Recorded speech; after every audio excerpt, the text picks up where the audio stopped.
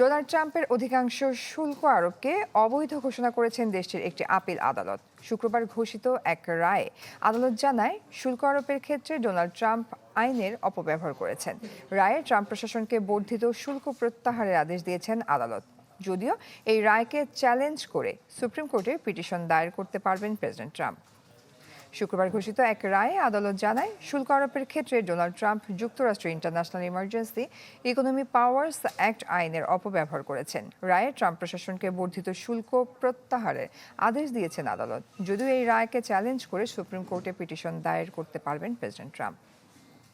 শুক্রবার রায় ঘোষণা শুনানিতে অংশ নিয়েছেন ফেডারেল আদালতের 11 জন বিচারক। তাদের মধ্যে 7 জন ট্রাম্পের শুল্ক নীতিকে অবৈধ ঘোষণা করেছেন।